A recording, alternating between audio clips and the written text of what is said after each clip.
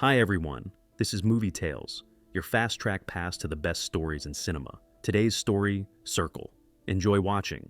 50 people awaken inside a dark enclosed chamber, with no memory of how they arrived. The space is vast but shadowy, lit only enough to reveal its shape. Each person stands on a small red platform, arranged in two concentric rings around a massive black dome at the center.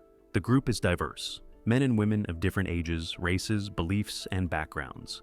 Almost immediately, they realize the room operates under strict rules. No one can step off their platform or touch another person. If someone tries to move, a warning alarm sounds. If the violation continues, a lethal beam fires from the black dome, killing the offender instantly.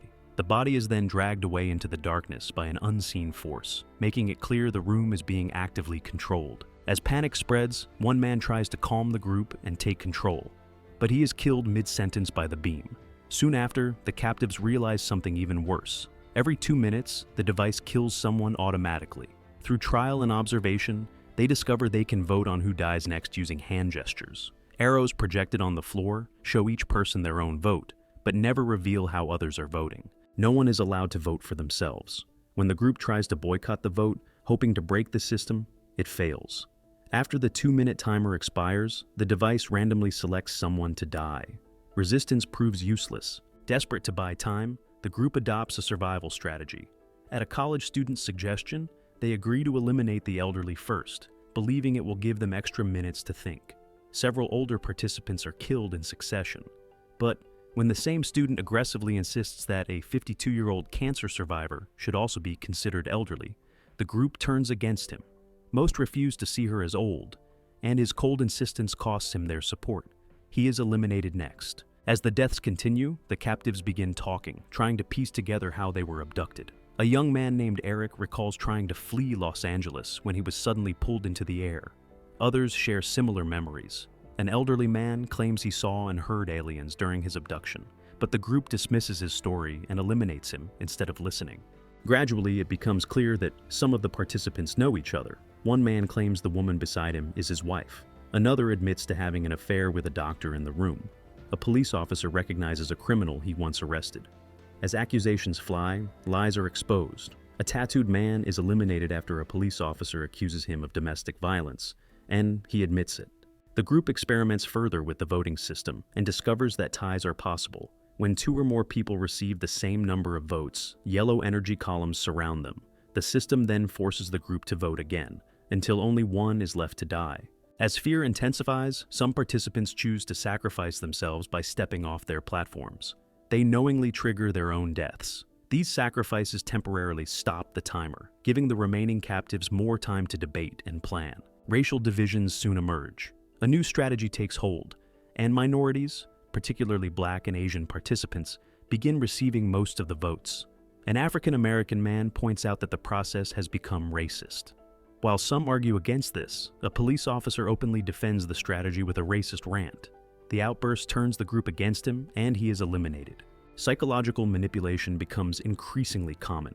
Participants try to discredit others to shift votes away from themselves. One man publicly humiliates a woman by revealing she had breast augmentation surgery and accusing her of being a porn actress. He is eliminated soon after. A homophobic lawyer then exposes a woman as a lesbian, attempting to frame her as morally suspect. The tactic backfires, and he is voted out instead. As the numbers dwindle, the remaining captives split into 2 opposing blocks. One faction believes everyone should sacrifice themselves to save 2 people they see as innocent, a pregnant woman and a 10-year-old girl. This group is led by Eric, along with a Marine and a one-armed man. The opposing faction, led by a bearded man and a banker, argues that the pregnant woman and the child are dangerous, strong players.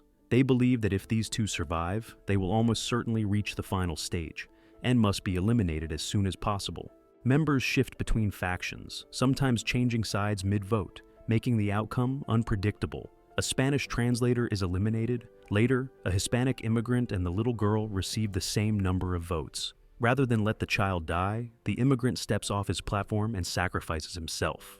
At one point, Eric's faction threatens a man by targeting the woman he claims is his wife. Under pressure, the couple admit they fabricated their relationship to gain sympathy.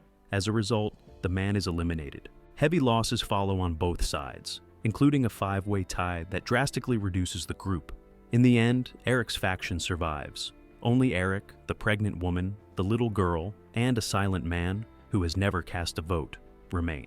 Eric begins to suspect the situation is an experiment run by aliens, designed to study human morality, values, and decision-making under extreme pressure. The silent man is eliminated, leaving Eric alone with the pregnant woman and the child. Eric delivers emotional speeches about sacrifice and humanity. He suggests that he and the girl should die, so the pregnant woman and her unborn child can live. The girl agrees and steps off her platform, killing herself. At the very last moment, Eric betrays them. He casts a final vote to kill the pregnant woman instead. However, the system reveals its final rule. The unborn child inside the pregnant woman is counted as a separate participant with its own vote. Yellow columns rise over Eric and the woman's body, signaling a tie. Realizing the truth, Eric casts the deciding vote, eliminating the unborn child as well.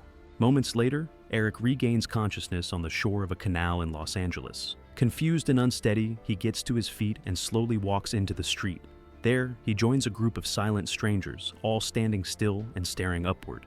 Above the city, a vast fleet of alien spacecraft hangs motionless in the sky. The crowd around him feels unsettlingly familiar. Men and women of different ages and backgrounds, survivors arranged in the same quiet diversity as before.